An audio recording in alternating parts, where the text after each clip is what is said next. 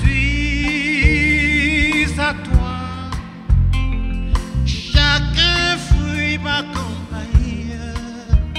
Ô Seigneur, soutiens-moi.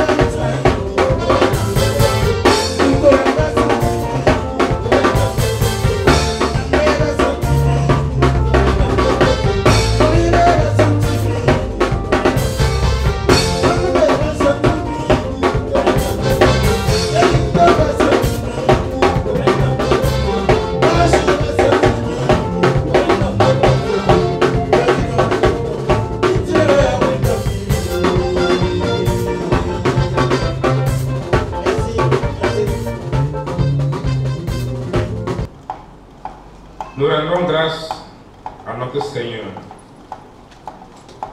Jésus-Christ pour tous les bienfaits dont nous sommes objets. Nous remercions nos pasteurs pour leur soutien spirituel et moral.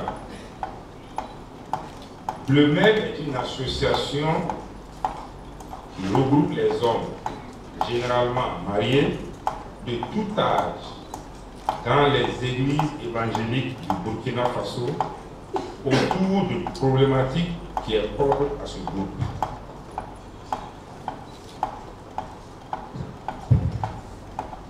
Le MED a des buts et des objectifs. Essentiellement, il y a 4 buts. Intéresser les hommes à toutes les activités de l'Église et à leur mobilisation autour de ces activités. Au réveil spirituel des églises, à la croissance spirituelle des églises,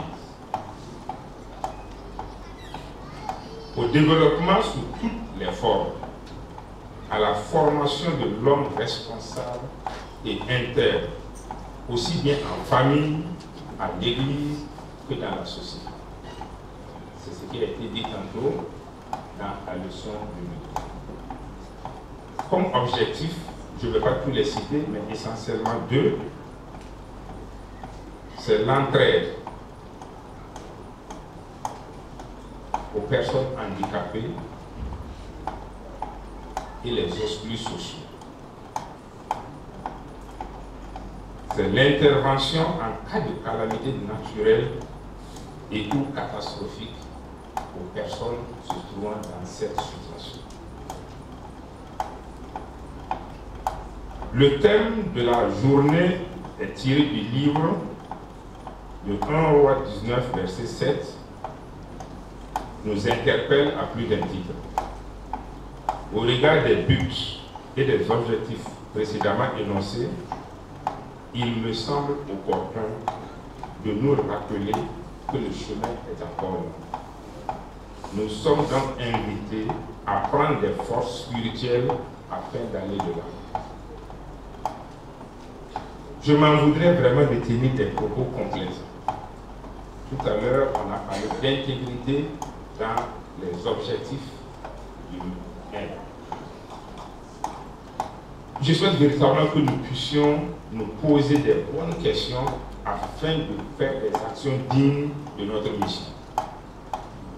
Les activités menées entre la journée précédente, la dernière et la présente se résument essentiellement à l'organisation des assemblées générales, à la préparation des festivités de fin d'année, à du social. Les activités majeures, telles que les conférences, les sorties missionnaires, les enseignements et prières thématiques n'ont pas pu se tenir. Lors de l'installation du bureau MEP, le pasteur nous a dit ceci: le MEP devrait être la locomotive des associations de l'Église. La locomotive se caractérise par cette capacité, c'est une machine qui a cette capacité à générer une force, de manière à entraîner l'ensemble des wagons, la JAD, l'ASC et le DENA à son rythme. La locomotive est cette machine qui est assez singulière. Elle est devant, elle tire les autres. Elle peut être derrière et propulser également les autres. Le maire devrait être leader dans l'Église. Parce qu'en tant qu'homme, nous avons cette position naturelle de leader. Alors, le leadership se définit justement par cette attitude que nous devons développer afin de mobiliser, de fédérer et d'entraîner le groupe de personnes à accompagner notre vision. Si toutefois nous arrivons à définir notre vision. La question que je me pose, c'est quel héritage nous comptons laisser à l'Église et à la relève.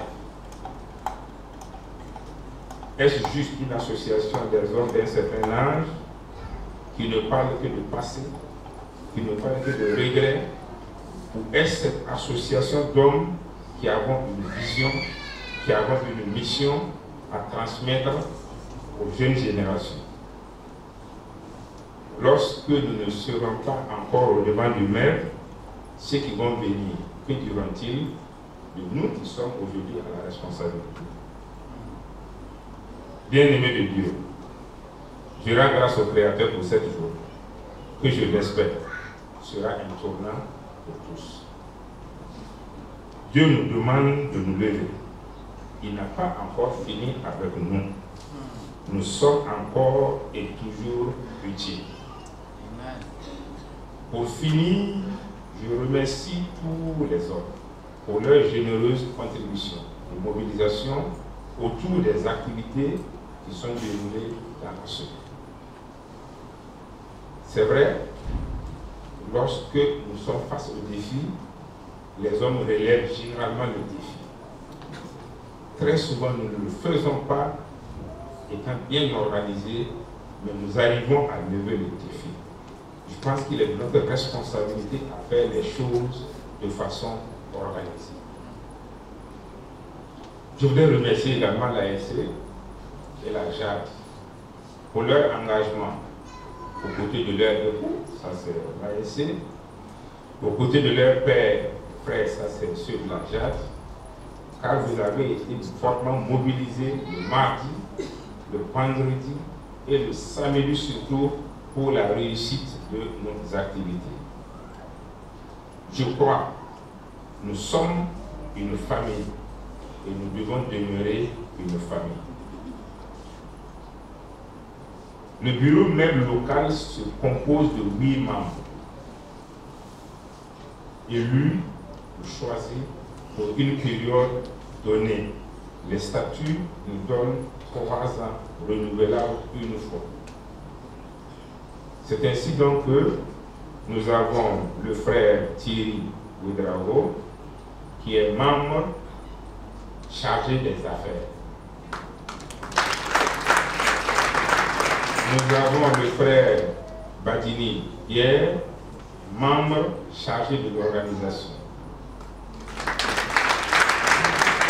Nous avons le frère Noufou Ouedraogo, qui est le trésorier adjoint. Le frère Dipama Paul, qui est le trésorier général.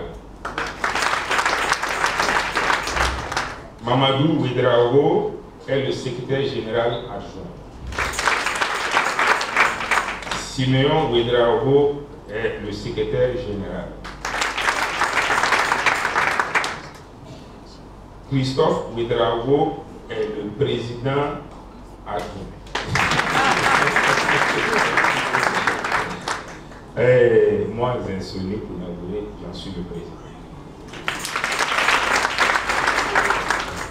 Que Dieu bénisse votre participation, Dieu bénisse ce que vous êtes venus apporter au maire, que Dieu bénisse la journée, comme l'a dit le maître de cérémonie, à la sortie du culte, nous vous invitons à ne pas partir. Restez pour que nous puissions poursuivre la fête ensemble. Que Dieu vous bénisse.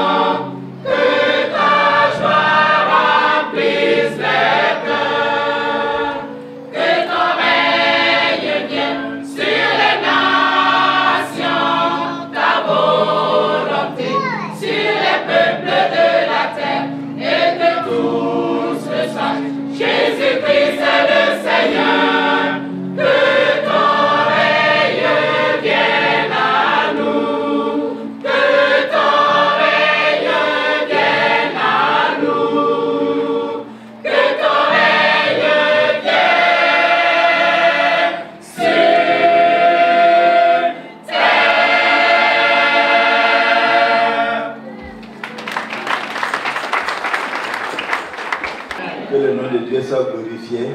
Et bonne fête au maire, bonne fête à ceux qui profitent du maire, bonne fête à celles qui profitent du maire, et que la fête soit longue et belle au nom de Jésus-Christ.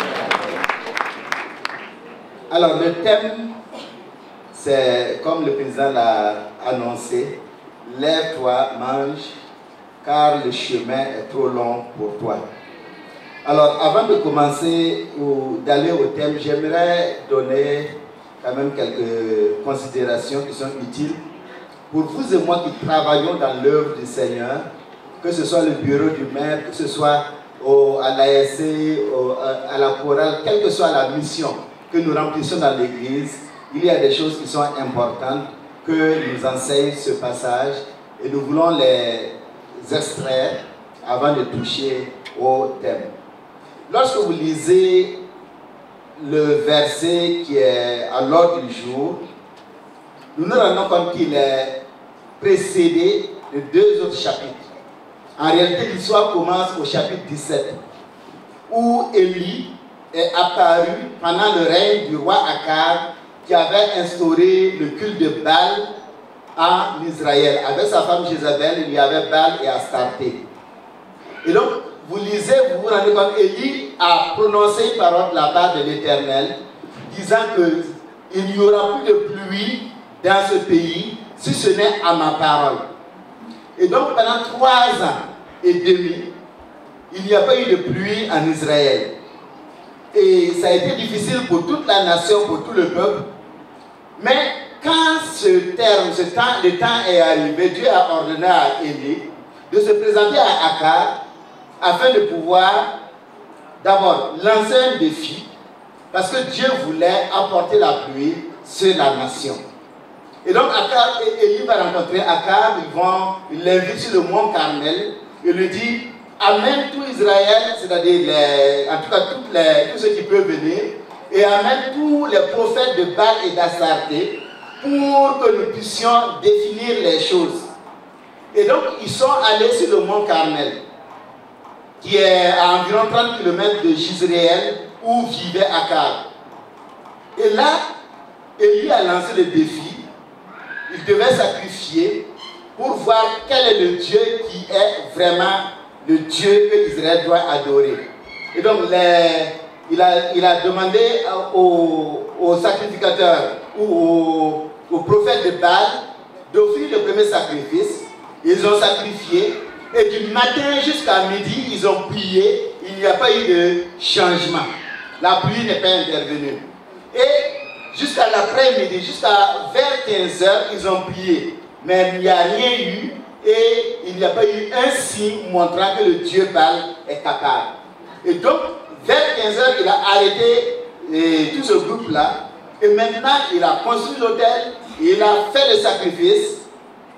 Et là, il a prié, et à la seule prière, le feu de Dieu est descendu, a consumé l'animal, a consumé le bois, a consumé même l'eau que Élie avait demandé que l'on arrose et que l'on utilise pour arroser l'autel. Et donc, le peuple qui devait se décider a vu. Et le peuple est tombé à genoux, ils se sont prosternés et ils ont dit: c'est l'Éternel qui est Dieu, c'est l'Éternel qui est Dieu. Ça, c'est dans le chapitre 18. Et donc, conformément à ce que Dieu a enseigné à Moïse dans Deutéronome 13, alors les faux prophètes doivent être mis à mort. On ne doit pas permettre qu'il y ait un faux prophète en Israël. Donc les 450 prophètes, Élie a dit: saisissez-les. Ils les ont saisis. Il est allé au torrent de Kizon, pas loin de là, et il les a égorgés tous, conformément à ce que Dieu a dit. Alors, après cela, Élie a dit à Akab d'aller vite à Jizréel parce que la pluie va venir, il sent la pluie. Et effectivement, il a prié et la pluie a commencé, il a fallu courir pour aller à Jizréel. Alors, lorsque Akab est reparti dans la ville, il fait des rapports à sa femme, Jézabel, la puissante. Et elle, en entendant le rapport, malgré l'évidence des faits survenus au Carmel, malgré la pluie qui est enfin descendue à la prière de Élie, elle a déclaré l'arrêt de mort du prophète Élie. Demain, à la même heure, Jézabel envoya des messagers à Élie pour lui dire: que les dieux me traitent dans toute leur rigueur, si demain à cette heure, je ne fais de ta vie ce que tu as fait de la vie de chacun d'eux. Alors la Bible nous dit, au verset 3 et 4, que Élie, voyant cela, se leva et s'en alla pour sauver sa vie. Il arriva à Beersheba, qui appartient à Juda, et il laissa son serviteur. Pour lui, il alla dans le désert où, après une journée de marche, il s'assit sous un genêt et demanda la mort en disant, c'est assez, Éternel, maintenant, Éternel, prends mon âme, car je ne suis pas meilleur que mes pères. Voilà ce qui précède l'événement sur lequel nous allons parler ce matin. Et la question qu'on peut se poser, c'est celle-ci. Pourquoi après un tel acte de vaillance, un acte de vaillance pour l'Éternel dans le chapitre 18, une grande victoire spirituelle, pourquoi Élie va-t-il s'enfuir lorsque Jézabel, la reine, a menacé de le mettre à mort? Est-ce qu'il a eu peur? Oui, il a eu peur. Est-ce qu'il est entré dans une dépression? Oui, il est entré dans une dépression mentale. Et le crack mental a même provoqué, c'est-à-dire ça a affecté sa perception de son rôle en Israël. Donc c'était une dépression spirituelle. Vous savez, tenir tête devant pendant 3 ans et demi à Akar. Et il était recherché pendant ces 3 années, il était wanted dans tout Israël. Et Dieu l'avait envoyé même au nord, hors d'Israël, à Sidon, où il est demeuré pour être nourri. Et de tenir tête, lorsqu'il voit qu'en Israël, ce qui règne, c'est Jézabel et Akab, avec leurs prophètes de Baal et d'Astarté, 450 prophètes de Baal, 400 prophètes d'Astarté, ça fait mal, c'est dur à supporter. Et venir sur le mont Carmel, tenir tête devant Akab et ses prophètes, et voir tout ce qu'ils ont fait, tout le bruit qu'ils ont fait. Et le peuple qui est là, qui n'arrive pas à se décider. Il a fallu que Élie fasse le sacrifice, que le feu descende, pour que le peuple dise maintenant, enfin, depuis, après plusieurs années, le peuple dit, c'est l'Éternel qui est Dieu. C'est dur. C'est trop demandé à un seul homme. Et même Élie a couru avec Akab. Il a couru pendant que le char d'Akab avançait à Jezreel. Élie a couru par l'Esprit de Dieu et il est allé à Jezreel avec Akab. Tous ces points, toutes ces situations ne pouvaient que créer une grosse fatigue. Fatigue spirituelle, fatigue physique, fatigue émotionnelle. Et cela a affecté sa vision. La vision même de son ministère en Israël. Ces fatigues physiques et émotionnelles agissaient comme une bombe à retardement. Et cela montrait aussi qu'en réalité, il n'est qu'un homme. Et ça montre la finitude de l'homme, les limites de l'homme. Tout ce que l'on peut trouver chez une personne qui a une dépression mentale, qui traverse une dépression mentale, était en Élie. Les personnes qui ont craqué, selon Adoul, on peut noter trois éléments, entre autres, une sensation de fatigue et d'accablement. Deuxièmement, de l'anxiété et de l'angoisse. De telle sorte que la moindre difficulté prend à leurs yeux un volume démesuré. Et ces personnes redoutent l'instant qui va suivre. Troisièmement, les personnes déprimées mentalement tiennent le même langage défaitiste. Rien ne va plus chez eux. Rien ne va dans le monde. Ils ne cessent de s'accuser et se jugent inutiles, indignes de vivre, parce qu'ils sont une loque. Ils sont des parasites dans la société. Tous ces aspects, ces éléments se trouvaient en Élie. Il était à bout. Il n'en pouvait plus après avoir mené de grandes victoires. Il fallait que Dieu intervienne pour le soutenir. Soutenir son serviteur. Pourquoi? Parce que Dieu comprend la faiblesse humaine. Dieu comprend. Et Dieu sait que la force spirituelle dont nous avons besoin pour combattre le mal, pour combattre le péché, elle provoque en nous des émotions, elle provoque en nous des efforts physiques, et notre psychologie, notre mental n'est pas capable de supporter les effets de cette fatigue. Avoir accompli des actes de vaillance pour Dieu ne signifie pas que l'on puisse être fort pour tenir face à la tension physique et morale qui frappe le serviteur, la servante de Dieu, après l'exécution de son service. Et c'est pourquoi, après avoir fait des miracles, Jésus a dit à ses disciples, venez à l'écart et reposez-vous. Parce que l'effort que vous avez fourni, il y aura un ricoché.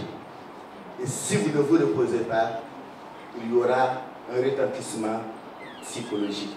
La leçon à tirer à ce niveau, c'est que le serviteur de Dieu, qu'il soit pasteur, qu'il soit à l'ASC, qu'il soit au maire, chacun est serviteur. Et ceux qui jouent là, vous êtes des serviteurs de Dieu, chacun est serviteur. C'est les titres qui sont différents, c'est tout. Chacun est serviteur dans le domaine où Dieu l'a placé pour l'œuvre du Seigneur. Le serviteur de Dieu doit servir Dieu et se donner pleinement. Lorsque le service exige des sacrifices, il faut accepter d'aller jusqu'au sacrifice. Parce qu'à la base des interventions de Dieu se trouve sa capacité à comprendre. Comprendre son serviteur, de comprendre dans sa finitude. Et en vertu de sa capacité à comprendre, il sait comment venir au secours, parce que sa fidélité, son amour l'interpelle toujours à aller au secours de son serviteur qui est fatigué. Ainsi donc, lorsque l'épreuve frappe, Dieu est là pour soutenir, pour garder, pour accompagner.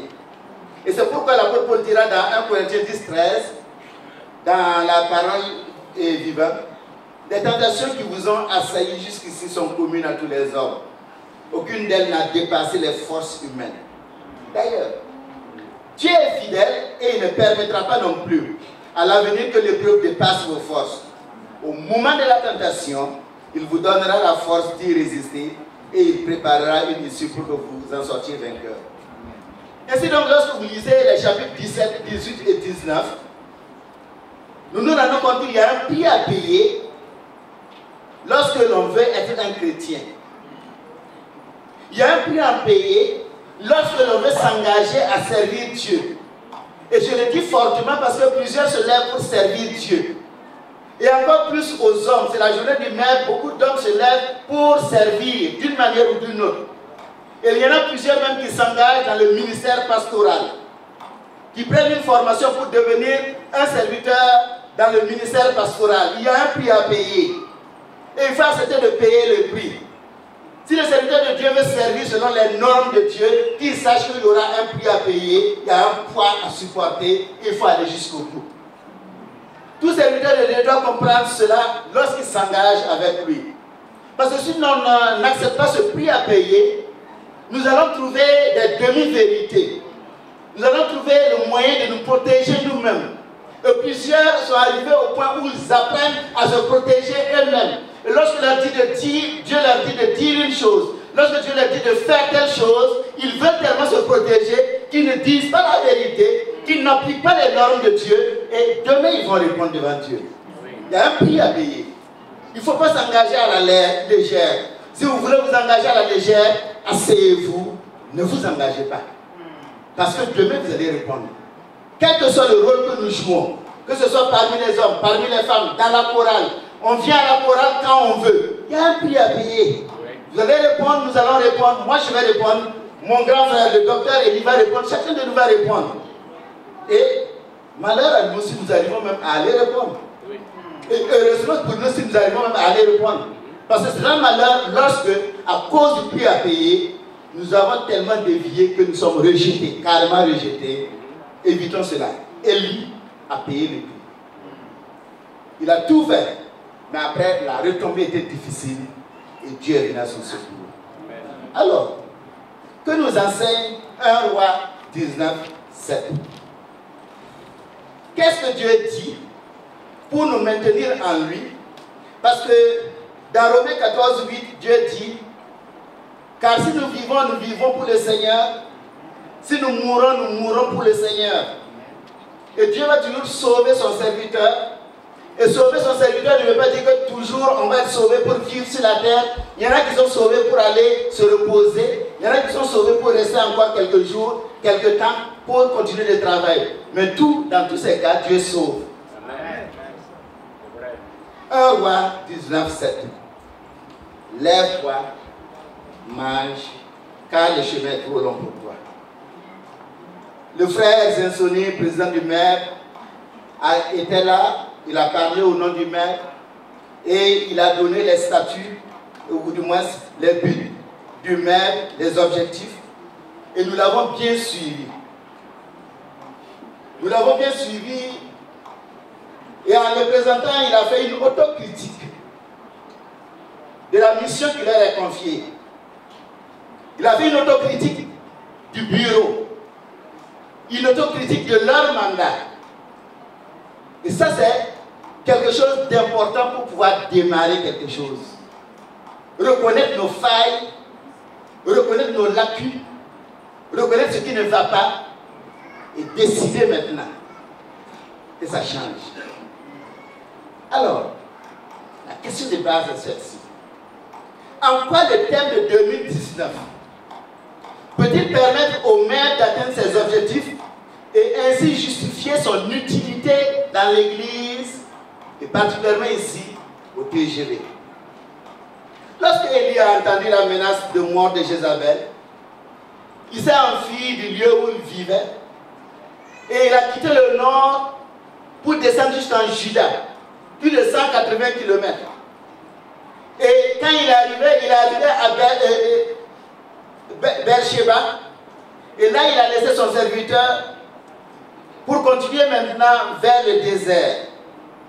Et de Beersheba au Sinaï, le mont Horeb, ça fait environ 320 km. Alors qu'il était au désert et fatigué, la Bible nous dit, nous l'avons lu, il se coucha, à partir du verset 5, et s'endormit sous un genêt. Et voici un ange le toucha et lui dit, lève-toi, mange. Il regarda, et il y avait à son chevet un gâteau cuit sur des pierres chauffées et une cruche d'eau. Il mangea et but, puis se recoucha. L'ange de l'Éternel vint une seconde fois le toucher et dit, lève-toi, mange, car le chemin est trop long pour toi. Alors que renferme ce verset pour vous et moi? Je dois dire que premièrement, ce verset nous dit qu'il y a la nécessité de se lever. La nécessité de se lever est l'ultime moyen pour refuser de vaincre le message des fatigues. Les fatigues inhibent notre volonté d'avancer. Lorsqu'un homme est fatigué, lorsqu'une personne est fatiguée sur le plan physique, elle a besoin de se reposer. Parce que son corps lui dit, repose-toi. Elle va s'asseoir, elle va peut-être même se coucher pour reprendre des forces. Et lorsqu'elle a fini, elle s'est reposée, elle peut maintenant se relever. Sur le plan physique, cela est réel, mais c'est aussi réel sur le plan moral, lorsqu'on est fatigué, sur le plan mental. S'asseoir et se coucher sont importants quand on est fatigué dans la tête. Mais maintenant, il faut comprendre que ça ne veut pas dire abandonner. Se reposer aussi, c'est en réalité une activité lorsqu'on est fatigué mentalement. Donc, il vaut mieux accepter cette activité du repos, prendre un jour de repos, arrêter tout, fermer le téléphone pour pouvoir récupérer et se remettre au top.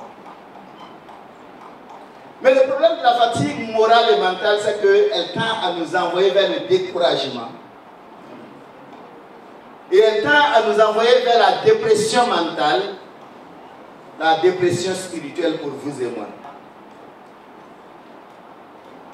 Comme André Abdul l'a dit, nous disposons tous d'un certain capital de force. Cette énergie que nous dépensons dans nos différentes activités doit être récupérée si nous ne voulons pas à la longue courir le risque d'une rupture.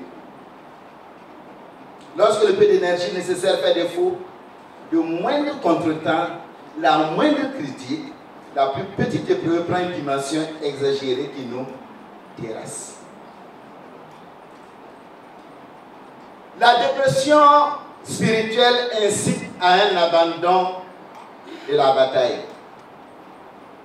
Et le message qui tend à inhiber notre réaction est qu'il ne sert plus à rien de se battre pour s'en sortir. Il ne sert à rien de se sacrifier pour que ça aille. Élie disait, c'est assez. Je ne suis pas meilleur que mes pères. Et pourtant le sage a dit, un peu de sommeil, dans Proverbe 6, un peu d'assoupissement, on peut croiser les mains pour dormir, et la pauvreté se surprendra comme un rôdeur et la disette comme un homme en arme. Alors, la mission des hommes dans une église est donc de s'encourager mutuellement. Le maire doit trouver les voies et les moyens pour soutenir ceux qui sont fatigués moralement et ceux qui sont souvent sur le point de lâcher prise, de flancher spirituellement, pour qu'ils relèvent la tête, pour qu'ils retrouvent espoir en Christ. Mike Grant chantait. Tais-toi. Mike Grant chantait en disant, bats-toi. Serre les poings et bats-toi contre ceux qui veulent t'empêcher d'être heureux. Bats-toi et tu seras libre. Quoi qu'il arrive, ne baisse pas les bras. Alors, que peut faire le même pour que les hommes et les familles continuent leur combat de la vie?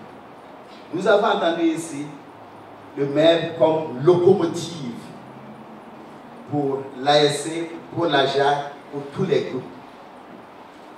Que peut faire le maire lorsque les gens mènent le combat dans le domaine conjugal? Des familles qui sont sur le point de se disloquer. Des familles où il n'y a pas la joie, où il n'y a pas la paix. Séparation de corps. Et même la tendance à aller au divorce. Que peut faire le maire? Que doit faire le maire? Que peut faire le maire? Et que doit faire le maire lorsque les gens sont fatigués dans le domaine de l'éducation des enfants? Il y en a qui sont fatigués. On a tout fait pour l'enfant, mais voilà, il continue de s'éloigner, de s'égarer. Et on veut l'abandonner à lui-même. Qu'est-ce qu'on doit faire? Qu'est-ce que vous devez faire? Quel est le rôle du maître dans cette affaire? Comment faire pour que ces personnes retrouvent espoir et repartent encore à la recherche du fils, de la fille prodigue? Que peut faire le maire dans le domaine des besoins socio-économiques? Les gens se battent pour un mieux-être. Au lieu qu'ils glissent dans la corruption, dans les détournements, qu'est-ce qu'on peut faire pour les amener à rester intègres? On a parlé d'intégrité ce matin. Certains hommes sont fatigués. Ils sont fatigués de se battre. Ils s'asseyent et se couchent pour laisser la situation dégénérer. Parce qu'ils pensent qu'il n'y a plus de solution. Et pourtant, il existe toujours une solution avec Jésus. Lorsque les disciples avaient compris que l'entrée dans le royaume de Dieu est compliquée et que le chemin est très étroit, ils étaient découragés et Jésus les regarda et leur dit, dans Matthieu 19, 26, aux hommes cela est impossible, mais à Dieu cela est possible. Et dans Marc au chapitre 9, verset 23, il dit au père du garçon épileptique, à Dieu cela est possible. Tout est possible à celui qui croit. Et toute option donc prise devant Dieu, une option prise dans la prière, une option prise parfois même dans le jeûne, une option prise par l'établissement d'objectifs à atteindre sera toujours saisissable parce que Dieu est là et Dieu est prêt à accompagner, Dieu est prêt à soutenir. Il est donc vital que le maire réfléchisse cette année sur la thématique qui permettra de redonner espoir aux hommes fatigués, aux hommes plongés ou qui sont en train de plonger dans la dépression spirituelle, la dépression mentale. C'est un devoir, c'est une nécessité. Soutenir, accompagner les pasteurs dans leur mission. Mais chacun a une mission à accomplir, il faut aider, il faut regarder quel est le besoin, aidons-les, aidons-nous. Toutefois, se lever est une responsabilité de chaque homme. Chaque homme doit comprendre que personne d'autre ne viendra marcher pour lui. Si on n'est pas venu t'aider, aide-toi. Georges Goudreau l'avait chanté. Hein? Il faut savoir t'aider si on n'est pas venu t'aider. Il appartient à chacun de marcher. Dieu peut et Dieu va certainement intervenir, mais il appartient à toi, à chacun de se lever. Élie devait accepter de se lever pour manger. Dieu n'aurait rien pu faire si Élie ne s'était pas levé pour manger. Chaque homme est responsable de sa famille et personne d'autre ne peut gérer sa famille pour lui. Et c'est pourquoi il ne convient pas que nous nous laissions gagner par la paresse, par la négligence, par le désordre, mais que nous puissions nous laisser gagner par le désir de nous battre jusqu'au bout. Et face à la crise du couple, ou bien la crise de l'éducation des enfants, personne n'aura raison de dire, voilà, à cause de ceci, j'ai eu raison, j'avais raison de m'arrêter. Effectivement, tu as raison de t'arrêter, mais c'est faux. Tu n'as pas raison de t'arrêter. Il faut se sacrifier. Il faut aller jusqu'au bout. Et c'est en allant jusqu'au bout que l'on peut dire plus tard que voilà, je suis en train de me battre jusqu'à présent. Malgré les échecs que j'ai échoués, je me bats toujours et je vais gagner. Et Dieu vient aider celui qui se bat toujours. Les hommes doivent se rappeler que leur victoire d'aujourd'hui va aussi, la manière dont nous nous battons en tant qu'hommes. Nous donnons un modèle à nos enfants. Nos enfants nous regardent nous battre. Ils nous regardent nous lancer dans la vie à cause de la famille, de notre maison. Et lorsque papa et maman se battent pour arriver jusqu'au bout, les enfants apprennent la leçon. Et c'est ce dont ils ont besoin plus tard pour eux aussi réussir dans la société. Malheureusement, voilà ce qu'on fait aujourd'hui avec nos sociétés, où surtout la corruption a gagné, beaucoup ont gagné de l'argent gratuitement. On trouve des terrains en pagaille pour les enfants, on construit en pagaille pour les enfants. C'est pas mauvais si vous pouvez construire, si vous pouvez donner, mais bien aimé. Ce qu'il faut donner aux enfants, c'est le courage, la volonté de se battre, la volonté d'aller jusqu'au bout. Ainsi, lorsqu'ils auront perdu ce dont ils ont besoin, on a entendu la requête, nos biens. Lorsqu'ils auront perdu leurs biens, ils auront la capacité de récupérer leurs biens. Parce qu'ils travaillent, ils se battent pour y arriver. Mais lorsque vous donnez des maisons, ça peut être bon. Mais si vous n'avez pas construit dans son mental, il va vendre la maison et puis allez voir. Ça se voit, non? Et beaucoup de sociétés dans nos pays ne durent pas après la mort du père. Papa est mort, on distribue les maisons, on distribue les biens, et puis la société est morte comme ça. Pourquoi? Les parents n'ont pas construit dans le mental de leurs enfants. On ne donne pas des biens, on donne un mental bien construit. Deuxièmement, la nécessité de manger. Pourquoi mange-t-on? Si on se lève, oui, mais il faut manger. Pourquoi est-ce qu'on mange? La simple observation, nous le savons, on mange pour vivre. Et quand on refuse de manger, on perd petit à petit la vie, et puis ainsi de suite, mort peut s'en suivre si personne n'intervient. Lorsqu'une personne est fatiguée, il y a des types d'aliments utiles pour répondre au type de fatigue en cours. Parfois, on peut se coucher, s'asseoir et ça suffit. Parfois, il faut se coucher. Parfois, il faut boire de l'eau tout simplement. Parfois, il faut ajouter quelque chose à l'eau. On entendait la sœur dire qu'il y a un plat spécial qu'elle a préparé, parce que ce serait sûrement consistant. Elle a voulu, elle a promis au pasteur de lui en donner, et le pasteur ne m'oubliera pas lorsqu'il aura sa part. Alors, c'est dire que manger devient nécessaire pour donner les forces. Et il y a des aliments dont on a besoin, des aliments particuliers, pour pouvoir aller jusqu'au bout. Ok? Et donc, Élie avait besoin de tels aliments. Lorsqu'il a écouté la parole de l'ange pour la première fois, il s'est levé, il a mangé, il a bu, et puis il s'est recouché. Ce n'était pas suffisant. Et puis l'ange est revenu une seconde fois. Certainement qu'il a dormi un bout de temps. Il l'a laissé se reposer. Et il est revenu, il lui a dit, lève-toi, mange. Et la Bible nous dit au verset 8, qu'il se leva, mangea et but. Et avec la force que lui donna cette nourriture, il marcha 40 jours et 40 nuits jusqu'à la montagne de Dieu, à Horeb, au Sinaï. Bien-aimés, de quoi les hommes ont-ils besoin pour faire face à la vie? Telle est la question que chacun doit se poser, et telle est la question que les responsables du meuble doivent se poser. Telle est la question que chaque responsable doit se poser. Comment, de quoi ils ont besoin pour répondre au problème de la crise dans la famille? De quoi ils ont besoin? De quoi ils ont besoin pour savoir comment continuer toujours à espérer dans l'éducation des enfants, se battre, aller jusqu'au bout? De quoi ils ont besoin pour que les gens n'aillent pas à perdre leur intégrité? Quelqu'un disait quand on donnait le nom du Burkina, si on s'appuyait sur le verset 15 du psaume, l'intégrité aurait tout son sens. De quoi les gens ont besoin pour aller jusqu'au bout? De quoi donc les hommes doivent se nourrir pour ne pas succomber face aux tendances à la dépression?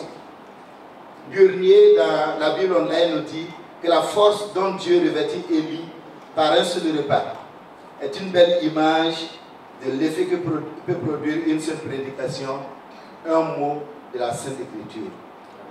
Bien-aimés, le repas que Dieu offre pour nous maintenir en vie, c'est sa parole. Amen. La parole de Dieu est un des éléments fondamentaux, c'est l'élément fondamental, et à cela on peut ajouter la bonne lecture, les bonnes lectures. La parole de Dieu. Le message biblique est clair quant à la capacité de la parole de Dieu de nous construire et nous conduire à la victoire. Vous pourrez lire à la maison Deutéronome 11, verset 18 à 25, où Moïse a dit, mettez dans votre cœur et dans votre âme ces paroles que je vous dis. Vous les lirez comme un signe sur vos mains, et elles seront comme des frontaux entre vos yeux. Vous les enseignerez à vos enfants. Car si vous les observez tous ces commandements, que je vous prescris, l'Éternel chassera devant vous toutes ces nations. Josué 1:8. Que ce livre de la loi ne s'éloigne point de ta bouche. Médite-le jour et nuit pour agir fidèlement selon tout ce qui y est écrit. Car c'est alors que tu auras du succès dans tes entreprises. C'est alors que tu réussiras. On parle de prospérité, prospérité, prospérité. Voilà, si tu fais ça, tu seras prospère. C'est faux. C'est marcher selon Dieu qui rend prospère à la manière de Dieu, pas à la manière des hommes. Il y en a qui veulent partir. On était à vélo, du coup on veut aller en V8. Ça ne marche pas. Il faut aller un peu. Dieu ne mélange pas les choses. Il vous fait avancer un peu pour que vous soyez intelligent, pour que vous soyez intelligent. Sinon du vélo à la V8, on devient stupide.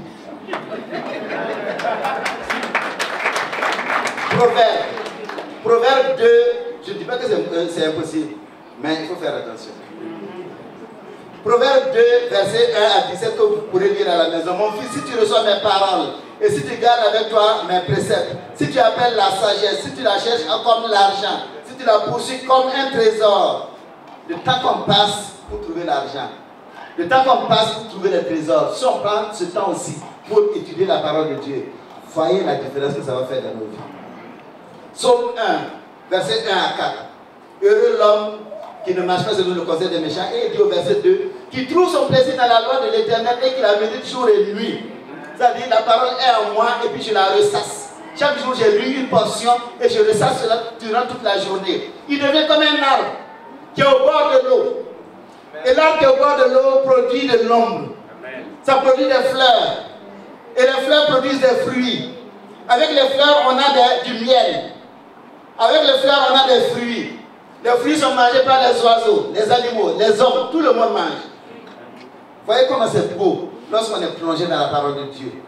Bien aimé, Dieu nous donne sa parole. Quand il dit lève-toi et mange, il y a des engagements que nous devons prendre avec Dieu par rapport à la parole de Dieu. Il faut que nous nous remettions à la parole de Dieu. Il n'y a pas d'autre solution. C'est-à-dire que vous allez aller de prière en prière, on va y arriver. Vous allez aller de prière en prière, il ne peut rien changer. Il n'est pas Dieu. C'est avec vous. La parole est à côté de toi, chez toi. Et c'est ainsi que l'on devient victorieux. Et en plus de cela, les lectures constructives. Lire de bons livres, suivre de bons enseignements.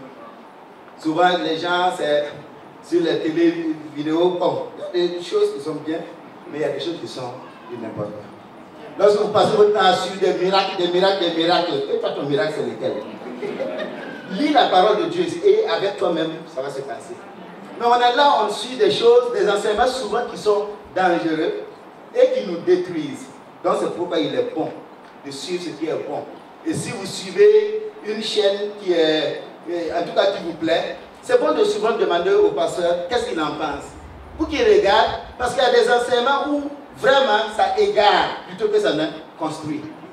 Et c'est pourquoi il est bon de savoir se nourrir. Troisièmement, l'ange a dit, lève-toi, il s'est levé, mange, il a mangé.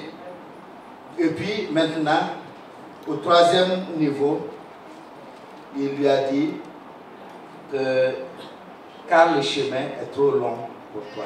Donc troisièmement, il y a la nécessité de comprendre que nos perceptions peuvent nous tromper.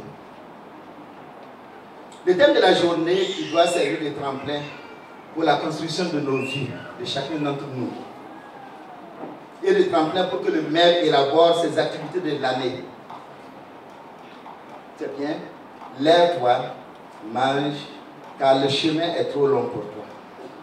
Alors lorsque vous lisez cette portion des versets, vous verrez selon les Bibles qu'elle est diversement traduite. Il y a deux nuances. La première nuance, on la trouve dans Louis II et dans la nouvelle édition de Genève, où il est dit, lève-toi, mange, car le chemin est long pour toi. Il s'agit dans ce sens d'un simple conseil que l'ange a donné à Élie. Pour lui dire, la longueur du chemin dépasse ce que tu peux parcourir. Mange donc cet aliment pour pouvoir le parcourir. Il nous semble que Élie connaissait, il savait où il devait aller au Sinaï.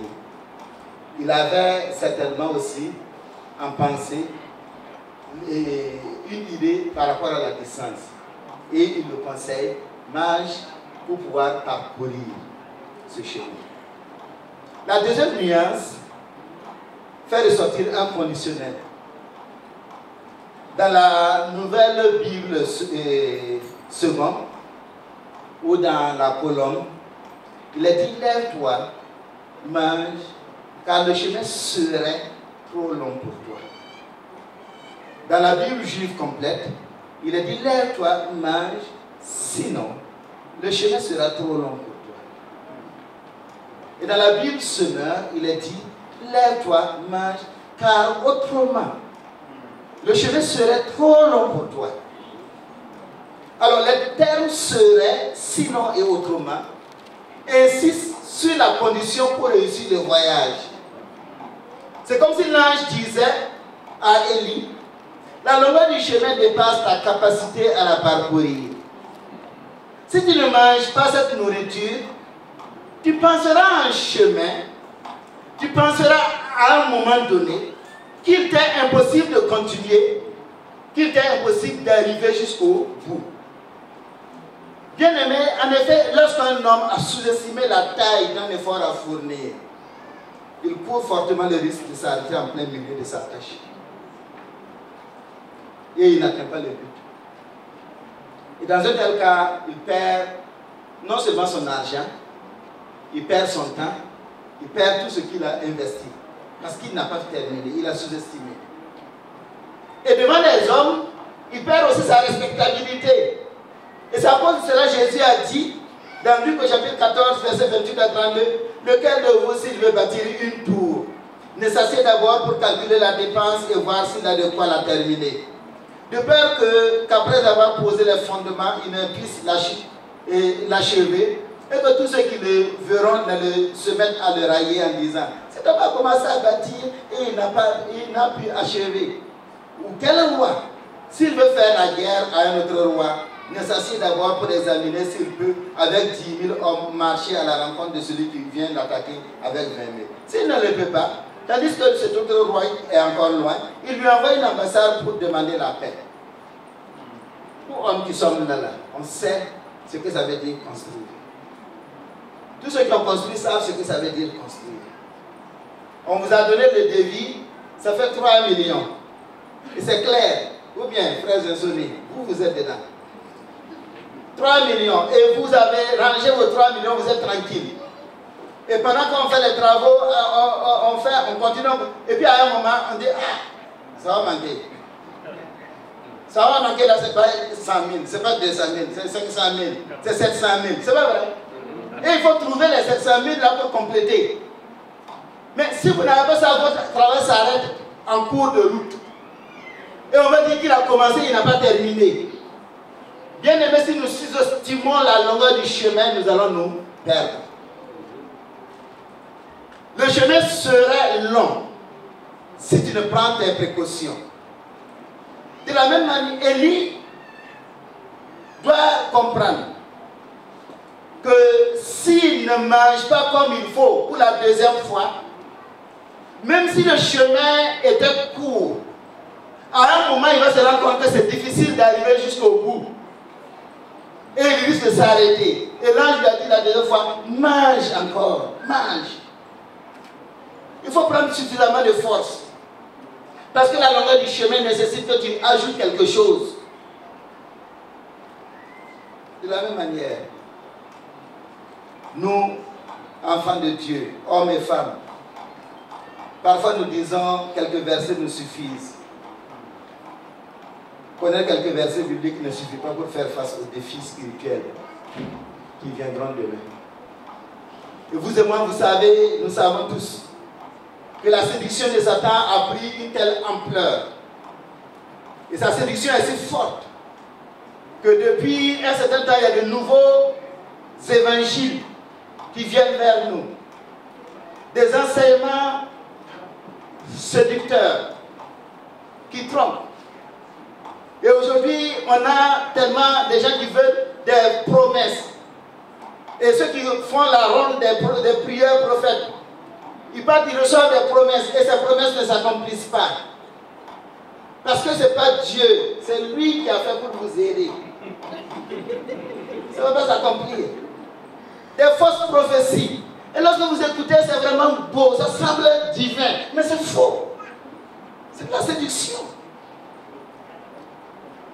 Des faux évangiles qui deviennent légion. On dit, si tu es chrétien, tu seras riche. Si tu es chrétien, tu ne vas pas tomber malade. Et puis votre père qui est chrétien est mort du cancer. Ça veut dire quoi? Et ceux qui apprennent à tourner en rond, qui ne restent pas dans leur église, mais qui font de lieu en lieu, lieu de prière, que telle personne est plus puissante, ils tombent dans ce piège. Et les nations, les lois des nations deviennent même difficiles à gérer. On s'oppose à la parole de Dieu. Et certaines personnes donc disent que connaître un peu le verset, ça suffit. La Bible n'est pas faite pour les pasteurs bien-aimés. La Bible est faite pour les enfants de Dieu. La Bible est faite pour chacun d'entre nous qui sommes là. Si vous dites que c'est les pasteurs qui doivent connaître la parole de Dieu et vous enseigner, vous êtes perdus. Parce que nous-mêmes, on peut vous égarer. Et même dans les assemblées de Dieu, on a des gens qui égarent des gens, des pasteurs qui égarent des gens. Donc il faut connaître sa Bible pour pouvoir tenir ferme. Tant qu'on ne connaît pas la Bible, tant qu'on ne consomme pas suffisamment la parole de Dieu, on va arriver à un moment sur le chemin. Ce qu'on nous a dit de faire, ce que le prieur m'a dit de faire, ce que l'interprète t'a dit de faire, tu as mis tous tes efforts et ça n'a pas marché. Et tu es fatigué. Et tu t'arrêtes. Tu t'assois. Tu te couches. Et à force de ne pas manger, tu meurs spirituellement. Et beaucoup ont perdu la foi parce qu'ils ont pris des fausses promesses, des faux enseignements. Ils ont cru qu'aller vers telle personne, ils vont avoir Dieu. Dieu n'est pas là-bas. Dieu est sur le mont Sinaï. Et le mont Sinaï est dans ta chambre.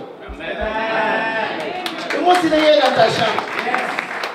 Tu te mets à genoux devant toi, Dieu va te parler. Tu n'es pas un ennemi de Dieu, tu es un enfant de Dieu. Comme moi, je suis un enfant de Dieu. Personne n'est supérieur à l'autre ici. Le frère qui joue ici, je ne suis pas supérieur à lui parce que je suis pasteur. On est enfant de Dieu au même niveau. Mais j'ai la responsabilité d'enseigner et lui, il a la responsabilité de jouer. C'est tout. C'est pas plus que cela. Donc, lorsque nous ne lisons pas la parole de Dieu, nous nous laissons égarer. Et quelqu'un vient dire des choses agréables, surtout les prieurs prophètes. Ils disent de belles choses. Tout le monde est content. Personne n'était, il y avait la mort ici. Et on a chassé l'esprit de la mort. Et vous allez mourir. C'est la réalité. Donc, en fait, nous cherchons les belles paroles. Mais ces belles paroles ne nous construisent pas. Parce qu'elles ne vont pas empêcher que la volonté de Dieu s'accomplisse. C'est pourquoi nous devons être attachés à la parole de Dieu. Si nous sommes attachés à la parole de Dieu, que nous vivions ou que nous mourions, nous sommes au Seigneur. C'est la gloire et la grâce de Dieu. Bien-aimés, si vous ne mangez pas suffisamment, si nous ne mangeons pas suffisamment, à un moment, on a tellement entendu des choses, on a appliqué les systèmes et on est fatigué. Tout notre argent allait vers la personne. Et il y en a même qu'on a séparé de leur famille en leur disant qu'il y a un sorcier. On a séparé de leur église en disant qu'il y a un sorcier dans l'église. Et vous cherchez le sorcier. Et désormais, votre enfant ne va pas toucher quelqu'un. Et puisque vous vous méfiez, le fait de se méfier tue votre amour. Et puisque votre amour meurt, le diable va vous avoir. C'est simple. Donc, connaissons la parole de Dieu. En conclusion, le rôle de chaque homme, c'est de se nourrir pleinement de la parole de Dieu. Vivre de la parole de Dieu. Et personne ne viendra te nourrir à ta place. Personne ne viendra lire la parole de Dieu à ta place. C'est à toi de faire un effort. Faire un effort pour pouvoir rester debout. Et rester dans la course. Et je voudrais dire ce matin à celui qui est fatigué. Jésus a dit, confiez-moi vos nerfs brisés, vos nerfs fatigués. Lorsque vous êtes fatigué, confiez-vous. Jésus est capable et il est prêt à intervenir. Et il va soutenir. Je te soutiendrai. Je te nourrirai par ma parole qui est vie et qui donne la vie. Il n'y a pas quelqu'un qui va s'approcher de Jésus pour demander du secours sans recevoir ce secours. Il est disponible pour chacun. Et au maire, aux responsables du maire, vous avez été choisi pour soutenir l'Église en servant les hommes durant les temps de votre leadership. Si vous voulez vraiment être utile à votre Église, observez les besoins des hommes, observez les besoins des familles. Voyez quelle est la préoccupation qui ronge les gens. Quels sont les problèmes? Problèmes de foyer? Quel type d'enseignement apporter pour aider dans les problèmes de foyer? Problème d'éducation des enfants? Quel type d'enseignement apporter pour aider? Problème de travail ou bien de conception, la conception même du travail, qu'est-ce qu'on peut apporter pour aider les gens? Voyez qu'est-ce que vous pouvez faire. Ce thème qui a été donné, c'est pour qu'il y ait un plan. Un plan qui, à partir d'aujourd'hui, va permettre de construire l'Église, de reconstruire le corps de Christ. Et l'année prochaine, à pareil moment, vous ferez le bilan. Et ce ne sera pas pour une autocritique négative, mais une autocritique qui va rendre gloire à Dieu. Parce que vous verrez que, effectivement, par la grâce de Dieu, nous avons pu faire telle ou telle chose et ça a aidé. Et le témoignage sera évident. Parce que des vies seront transformées, des vies seront renouvelées. Que le Seigneur nous aide. Et à chacun, le Seigneur dit aujourd'hui, lève-toi, mange. Car autrement, le chemin serait trop long pour toi. Que le Seigneur soit avec chacun de nous, baissons la tête et prions.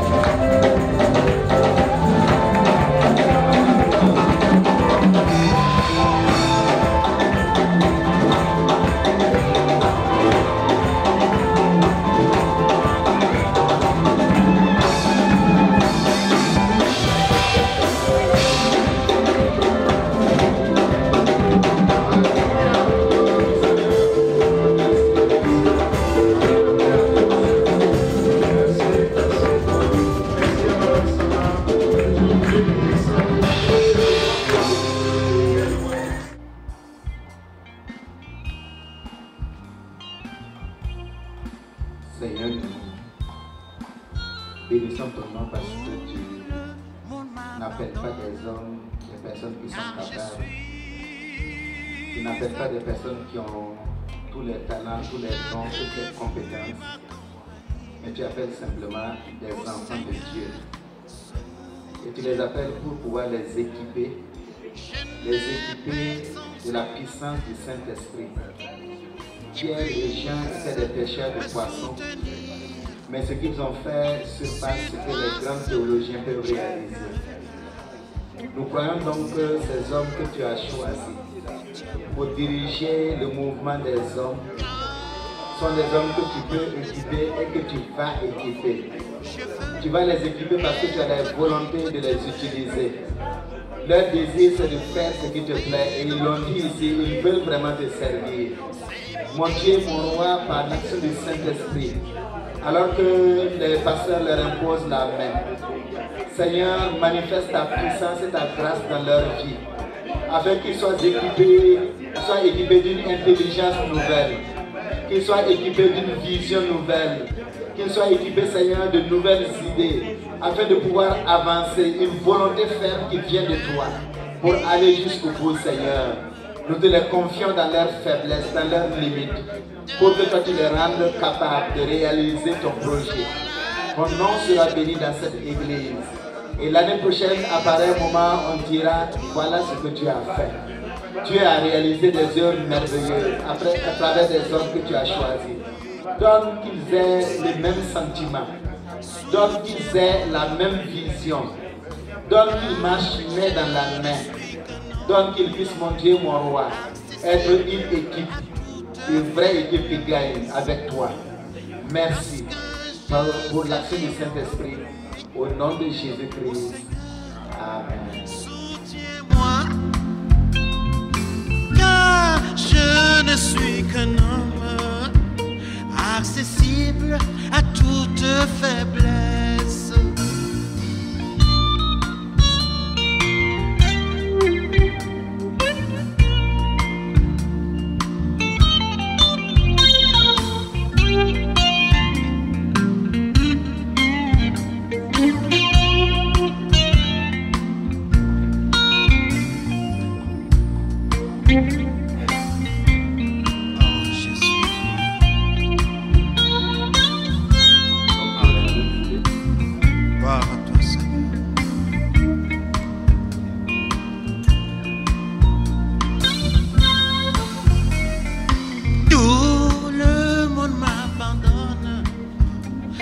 Je suis à toi.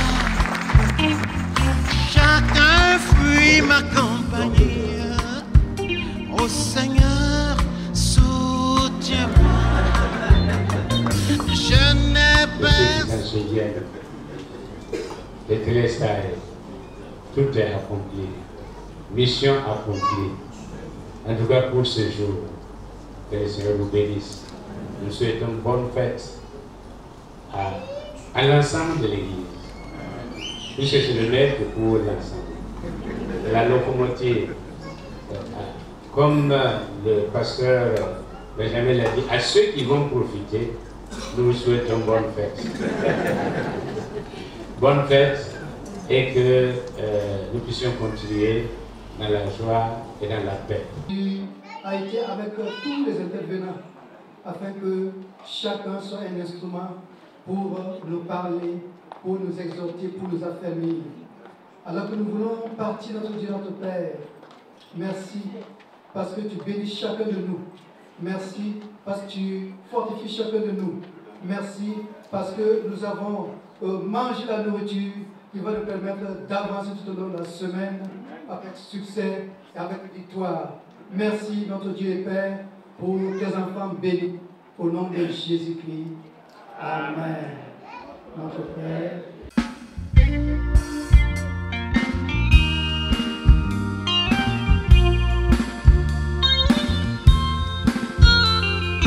Tout le monde m'abandonne, car je suis